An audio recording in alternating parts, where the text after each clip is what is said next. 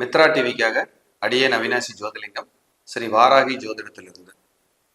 நம்ம சேனல்ல நிறைய ஜோதிடம் சார்ந்த கருத்துக்களை பேசிட்டு வரோம்.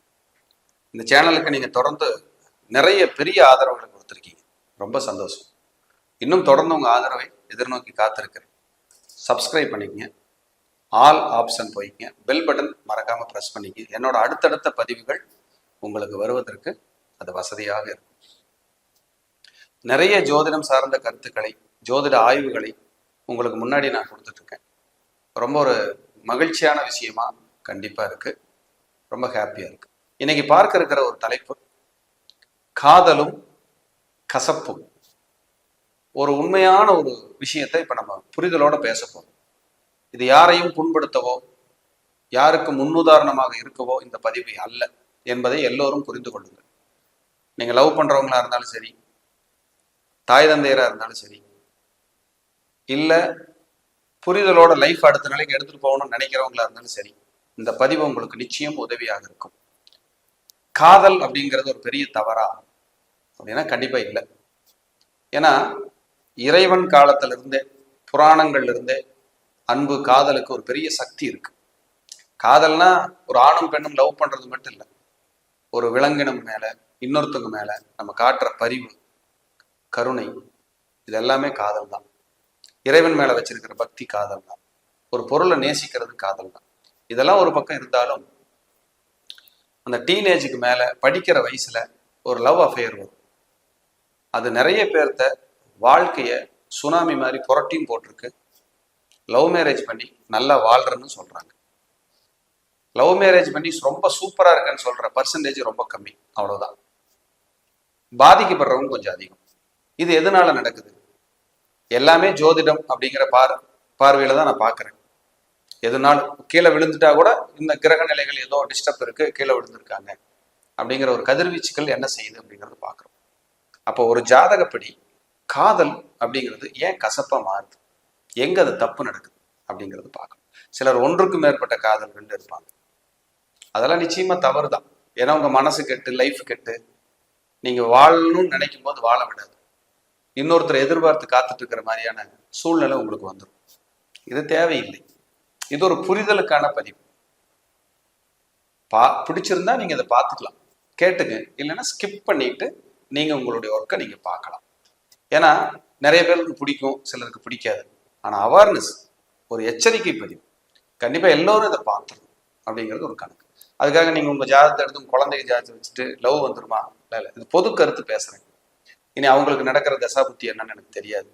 அதெல்லாம் பார்த்தா தான் நம்ம முடிவுக்கு வரணும். இது இருந்தா இந்த மாதிரி அமைப்பு இருக்குங்கிறது ஒரு கணக்கு. காதலுக்கான கிரகம் புதன். ஜாதகத்துல காதலுக்கான பாவகம் 5. லக்னத்திலிருந்து 5ஆம் இடத்தால் காதலுக்கான பாவகம், காதலுக்கான கிரகம் புதன். ஒரு ஜாதகத்துல 5ஆம் அதிபதியோ புதனோ ஒன்றுக்கொன்று தொடர்பு, பார்வை, சேர்க்கை, நட்சத்திர சாரம், தசா புத்திகள் நடக்கும்போது மெல்ல காதல் எட்டி பார்க்கும். அது சக்சஸா தோல்வியாங்கிறது அப்புறம். மெல்லம் அப்படி எட்டி பார்க்கும் லவ், அந்த ஈகர். அதுக்கான தசா புத்திகள் அப்படின்னா 5ஆம் இட பலம் பெற்று, புதனும் பலம் பெற்று, 5ஆம் இடத்துக்கோ புதனுக்கோ ராகு தொடர்பு வரும்போது கட்டாயம் காதல் வரும். சுக்கிரன் தொடர்பு வரும்போது கட்டாயம் காதல் வரும். புதன் தொடர்பு வரும்போது கட்டாயம் காதல் வரும். இந்த 3 ரொம்ப மேஜர். இது வராம போகாது. மீதி எல்லாம் ஓகே, அவ்வளவுதான். கசப்பு எங்கிருந்து உருவாகும்னா, யாருக்கெல்லாம் புதனோட 5ஆம் அதிபதியோட அல்லது புதன் வீட்டுல 5ஆவது வீட்டுல பாதகாதிபதியோ சனியோ அஷ்டமாதிபதியோ தொடர்பு கொள்கிறார்களோ அவர்களுக்கு காதல் கசப்பே. இந்த விதிகளை மறுபடியும் எழுதி வச்சு பார்த்துக்கங்க. அவர்களுக்கு காதல் கசப்பே. எல்லாரோட வாழ்க்கையிலையும் காதல் ஒரு காலகட்டத்தில் எட்டி பார்த்துதான் போயிருக்கும். எட்டி பார்க்காமல் கட்டாயம் போகாது. ஏன் ஒரு பொண்ணை பிடிச்சிருக்குன்னு கூட உங்க மனசு நினைச்சிருக்கலாம். உங்களுக்கு ஒரு பையனை பிடிச்சிருக்குன்னு கூட மனசு நினைச்சிருக்கலாம். இந்த அன்பு காதல் அப்படிங்கிறது கடைசி வரைக்கும் உளமாற அன்பாக போகுமா? அது நம்ம ஜாதகம் தான் அது சொல்லும். சிலர் லவ் மேரேஜ் பண்றங்கிற பேர்ல நிறைய கசப்புகளோட வாழ்றவங்களையும் பார்க்குறோம், சிலர் சந்தோஷமா வாழ்றவங்களையும் பார்க்குறோம். உங்க ஜாதகத்துல 5ஆம் இடத்துக்கோ புதனுக்கோ பாதகாதிபதி அஷ்டமாதிபதி சனியின் தொடர்பு இருந்தா நீங்க பெற்றோர்கள் பார்த்து கல்யாணம் பண்ணி வைக்கிற வாழ்க்கை தான் உங்களுக்கு சிறந்தது. ஒரு பெண்ணுக்கு செவ்வாய் ராகு செவ்வாய்க்கு எது சேர்க்கை இருந்து 7ஆம் அதிபதி கெட்டு போய் செவ்வாயும் கெட்டு போய் 6-8 பண்ணல மறையிறது, நீசமாகிறது, அஸ்தங்கமாகிறது சொல்றோம்.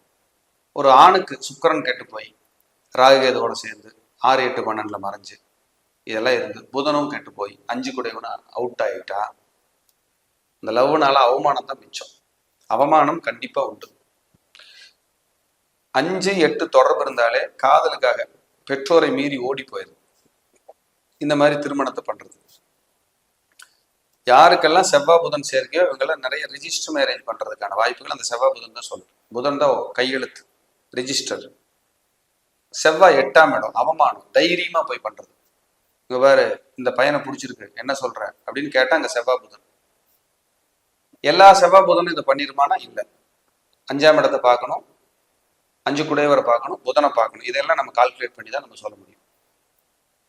இது ஒரு விழிப்புணர்வு பதிவு. அதை மைண்ட்ல வச்சுக்கங்க எல்லாரும். நீங்க லவ் பண்ற நபர்களாக இருந்தால் உங்க ஜாதகத்தை பார்த்துட்டு ஒத்து வரும் ஒத்து வராதுங்கிறத நீங்களே முடிவு பண்ணி அமைதியா இருக்கிறது உங்க மனசுக்கு நல்லது.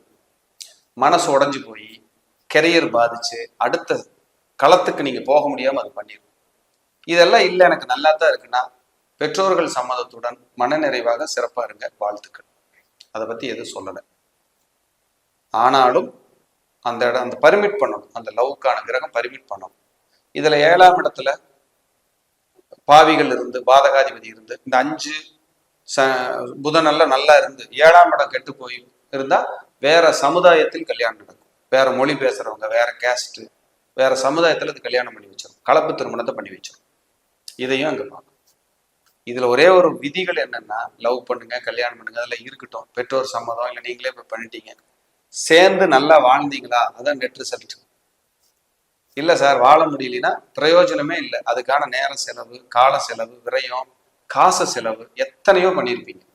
இதெல்லாம் உங்க ஜாதக அமைப்பில் இருந்தா அமைதியா ஸ்கிப் ஆகி நீங்க பாட்டுக்கு உங்க வேலைகளை பார்த்துட்டு இருக்கிறது சேஃப். ஏன்னா பெத்தவங்களுக்கும் கஷ்டம், உங்களுக்கும் கஷ்டம், அவ்வளவு துன்பங்களை நீங்க சந்திக்கிற மாதிரி வரும்.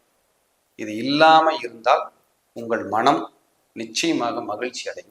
நன்றாக இருந்தா ஹாப்பியா இருங்க. என்னுடைய அன்பான வாழ்த்துக்கள். அதுக்கும் என்னைக்கும் தடை கிடையாது அப்படிங்கிறது ஒரு விதி.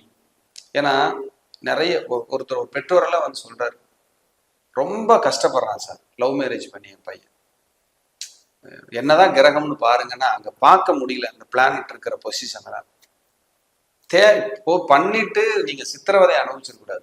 அதுக்காக மியூச்சுவலா இல்லப்பா நீ எங்கேயாவது ஒரு இடத்துல நல்ல இடத்துல கல்யாணம் பண்ணி சந்தோஷமா இரு, நானும் இருக்கிறேன், நல்ல நண்பர்களா இருப்போம்னு சொல்லிட்டு கூட வந்துடலாம், தப்பு கிடையாது. ஏன்னா அது அறியாம வரும், வராமலாம் போகாதுங்க.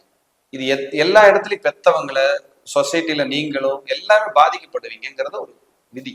கசப்புங்கிற ஒன்றை கையில் எடுத்து நீங்க துன்பப்பட்டுறக்கூடாதுங்கிறதுக்காக ஒரு விழிப்புணர்வா நான் பேசுறேன். இது மறுபடியும் சொல்றேன், யாரையும் புண்படுத்தவோ யாரையோட இதை நம்ம நெகட்டிவா சொல்லவோ இல்லை. இது ஒரு புனிதமானதுதான். அந்த புனிதம் உங்க வாழ்க்கையில உங்க வாழ்க்கையை கசப்பு பண்ணாம இருந்தா சேஃப் அப்படிங்கிறதா என்னுடைய அன்பான வேண்டுகோள். ஜாதக ரீதியாக அது பர்மிட் பண்ணுச்சுன்னா நல்லது, இல்லைன்னா கசப்பு. அதை தெரிந்து கொண்டு நீங்க ஏற்கனவே லவ் மேரேஜ் பண்ணவங்களா இருந்தா கூட தயவு செஞ்சு புரிதலோட வாழுங்க. என் மனைவி தானே நீங்களும் கணவரும், என் கணவர் தானே மனைவியும் விட்டு கொடுத்து வாழ்ந்தால் கெட்டு போவது நிச்சயமாக இல்லை. ரொம்ப நாளைக்கெல்லாம் இருக்க போறது இல்லைங்க, குறைந்த காலம்தான். எவ்வளவு தூரம் ஹாப்பியா இருக்க முடியுமோ, விட்டு கொடுத்து போக முடியுமோ அந்த அளவுக்கு போங்க. விட்டு கொடுக்குறவங்க நிச்சயமா கெட்டு போக மாட்டாங்க. விட்டு கொடுக்கறது மாதிரியான சுகம் உலகத்திலேயே வேற எதுவும் இல்லை. விட்டு கொடுத்து வாழ்றதுங்கிறது ஒரு கிஃப்ட். நீங்க அங்க கடவுளா தெரிவிங்க. மீண்டும் ஒரு நல்ல பதிவுகளை சந்திக்கிறேன். நன்றி, வணக்கம், வாழ்க வளமுடன்.